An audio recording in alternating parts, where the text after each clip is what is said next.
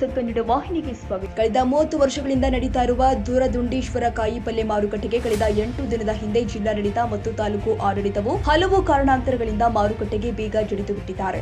ಯಾಕಂದ್ರೆ ಆ ಮಾರುಕಟ್ಟೆಯನ್ನ ಸಂಕೇಶ್ವರ ನಗರದ ಎಪಿಎಂಸಿ ವರ್ಗಾವಣೆಗಾಗಿ ನೂರಾರು ಜನ ರೈತರು ಸೇರಿ ಪ್ರತಿಭಟನೆ ಮಾಡಿದ್ರು. ಇದೊಂದು ಕಡೆ ಆದ್ರೆ ಮತ್ತೊಂದು ಕಡೆ ಇದೇ ವಿಷಯಕ್ಕೆ ಸಂಬಂಧಪಟ್ಟಂತೆ ಇವತ್ತು ಸಂಕೇಶ್ವರ ಪುರಸಭೆ ಮುಂದೆ ದೂರದುಂಡೇಶ್ವರ ಕಾಯಿ ಪಲ್ಯ ಮಾರುಕಟ್ಟೆಯ ರೈತರು ಮತ್ತು ವ್ಯಾಪಾರಸ್ಥರು ಸೇರಿ ಮಾರುಕಟ್ಟೆಗೆ ಹಾಕಿದ ಬೀಗ ತೆಗೆಯುವಂತೆ ಒತ್ತಾಯಿಸಿ ಮಾರುಕಟ್ಟೆಗೆ ಬರುವ ಕಾಯಿ ಪಲ್ಯನ ಪುರಸಭೆ ಮುಂದೆ ಇಟ್ಟು ಪ್ರತಿಭಟನೆ ಮಾಡಿದ್ದಾರೆ.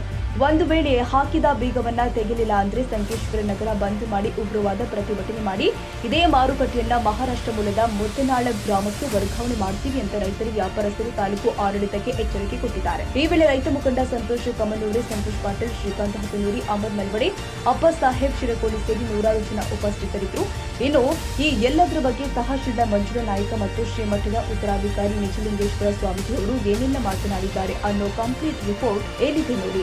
ವಿಶೇಷವಾಗಿ ರೈತರಿಗೋಸ್ಕರ ಮತ್ತು ವ್ಯಾಪಾರಸ್ಥರಿಗೋಸ್ಕರ ಇಲ್ಲಿ ತೊಂದರೆ ಆಗ್ತಾ ಇದೆ ಅಂತ ನಾವು ತಹಶೀಲ್ದಾರ್ ವಿನಂತಿ ಮಾಡಿದ್ದೀವಿ ಮತ್ತು ಅದನ್ನು 2 ದಿವಸದಲ್ಲಿ ಅವರು ಓಪನ್ ಮಾಡ್ತೀವಿ ಅಂತ ಹೇಳಿದ್ದಾರೆ. ಅದಕ್ಕೆ ಯಾವ ರೀತಿ ಅಂದರೆ ಕಾನೂನಲ್ಲಿ ಅವಕಾಶ ಇದೆ ಅದನ್ನು ನಾವು ಮಾಡಿಕೊಡ್ತೀವಿ, ರೈತರಿಗೆ ಅನುಕೂಲ ಮಾಡ್ತೀವಿ ಅಂತ ಹೇಳಿದ್ದಾರೆ. ಒಂದು 2 ದಿವಸ ಸಮಯಾವಕಾಶ ಕೇಳಿದರೆ ಸಮಯಾವಕಾಶವನ್ನು ಕೊಡೋಣ. ಇಲ್ಲದಿದ್ದರೆ ಈಗಾಗಲೇ ಅಮರ್ ನಲ್ವಡೆ ಅವರು ಹೇಳಿದಾಗೆ ಅದನ್ನು ಈಗ ಪುರಸಭೆನೂ ಇದ್ರ ಜೊತೆಗೆ ಇರೋದ್ರಿಂದ ಯಾವ ರೀತಿ ನಾವು ಅದನ್ನು ಓಪನ್ ಮಾಡಿಸ್ಬೋದು, ಓಪನ್ ಮಾಡಿ ಕೆಲಸ ಮಾಡೋಣ ಅಂತ ಹೇಳಿದ್ದಾರೆ.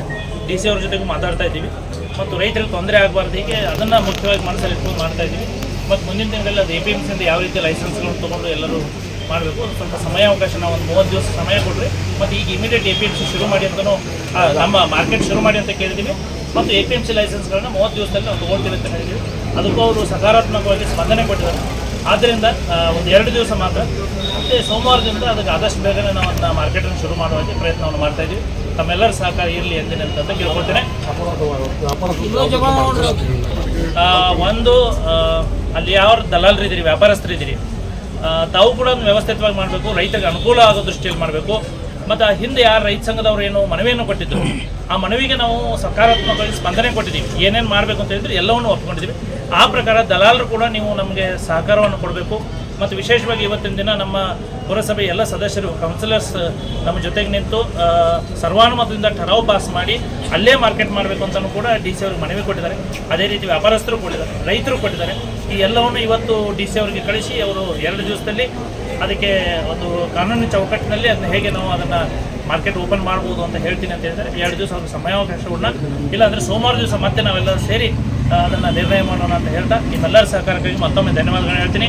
ಮತ್ತು ಹಿರಿಯರಾದಂಥ ನಮ್ಮ ಶಿರ್ಕೋಳಿ ಅವರು ನಮ್ಮ ಜೊತೆಗೆ ಬೆಳಗ್ಗೆಯಿಂದ ಅವರು ಕೂಡ ಇವತ್ತು ಊಟ ಇಲ್ಲದೆ ರೈತರಿಗೋಸ್ಕರ, ನಿಮಗೋಸ್ಕರ ಅವರು ಮತ್ತು ಎಲ್ಲ ನಮ್ಮ ಪುರಸಭೆ ಸದಸ್ಯರು, ನಮ್ಮ ಸಂಘಟನೆಯವರು ಎಲ್ಲರೂ ನಮ್ಮ ಜೊತೆಗಿದ್ದಾರೆ. ಕರ್ನಾಟಕ ರಕ್ಷಣಾ ವೇದಿಕೆಯವರು ಇರ್ಬೋದು, ಇವರೆಲ್ಲರೂ ನಮ್ಮ ಜೊತೆಗಿದ್ದಾರೆ. ಆಮೇಲೆ ಎಲ್ಲ ಪಕ್ಷದ ಮುಖಂಡರು ಇದ್ದಾರೆ, ಕಾಂಗ್ರೆಸ್ ಇರ್ಬೋದು, BJP ಇರ್ಬೋದು, ಬೇರೆ ಬೇರೆ ಪಕ್ಷದವರು ಕೂಡ. ಅವ್ರಿಗೆಲ್ಲರಿಗೂ ನಾನು ನಿಮ್ಮೆಲ್ಲರ ಪರವಾಗಿ ಮತ್ತು ವೈಯಕ್ತಿಕವಾಗಿ ಧನ್ಯವಾದಗಳನ್ನು ಹೇಳ್ತೀನಿ. ಸಭೆಯನ್ನು ಕರೆದಿದ್ವಿ. ಅವ್ರ ಪಾಯಿಂಟ್ ಆಫ್ ವ್ಯೂ ಏನಿದೆ ಎರಡನ್ನು ತಗೊಂಡು ಒಂದು ಇದನ್ನ ಅಪ್ಡೇಟ್ ಮಾಡಿ ಅಂತ ನನ್ನ ಮನೆ ಜಿಲ್ಲಾಧಿಕಾರಿ ನಿರ್ದೇಶನ ಕೊಟ್ಟಿದ್ರು. ಇವತ್ತು ಅವರು ಇನ್ನೊಂದು ಗ್ರೂಪ್ನವ್ರು ಬಂದಿಲ್ಲ, ಹೀಗಾಗಿ ನನಗೆ ಡಿಸಿಷನ್ ತೊಗೊಳಿಕ್ಕೆ ಸ್ವಲ್ಪ ಇದು ಆಗ್ತಾ ಇದೆ. ನಾಳೆ ಬಂದು ಅವರು ಕೇಳಿದಾಗ ಇದು ಅಂತಂದು ಈಗ ಅದನ್ನು ನಾವು ಇನ್ನೊಂದ್ಸರಿ ಡಿಸ್ಕಷನ್ ಮಾಡಿಕೊಂಡು ಅದು ಏನು ಸಾಧ್ಯ ಆತಂದರೆ ಒಂದು ಸಂಧಾನ ಸಭೆಯನ್ನು ಮಾಡೋ ನಿಟ್ಟಿನಲ್ಲಿ ಇಬ್ಬರನ್ನು ಕೂಡಿಕೊಂಡು ಶಾಂತಿಯುತವಾಗಿ ಏನಂತಿಲ್ಲ ಒಟ್ಟಿನಲ್ಲಿ ಸಾರ್ವಜನಿಕರ ರೈತರಿಗೆ ಯಾವುದೇ ಅನಾನುಕೂಲ ಆಗಲ್ಲ ಅನ್ನೋ ಇದರಿಂದ ಅಂತಲ್ಲ ನಾವು ಮಾಡ್ತೀವಿ ಅಂತ ಜಿಲ್ಲಾಧಿಕಾರಿಗಳು ಸರ್ಕಾರವಾಗಿ ಇವತ್ತು ಅವ್ರದ್ದು ಏನು ಬೇಡಿಕೆ ಐತಿಲ್ಲ ಮೇಡಮ್, ಇವತ್ತು ಈವ್ನಿಂಗ್ ತೆಗಿರಂತ ಅದೇನು ಆಗಂಗಿಲ್ಲ ತೆಗಿರಂತ ಅವ್ರದ್ದು ಬೇಡಿಕೆ ಐತಿ. 2 ದಿನ ಕಾಲಾವಕಾಶ ಕೇಳಿದ್ರೆ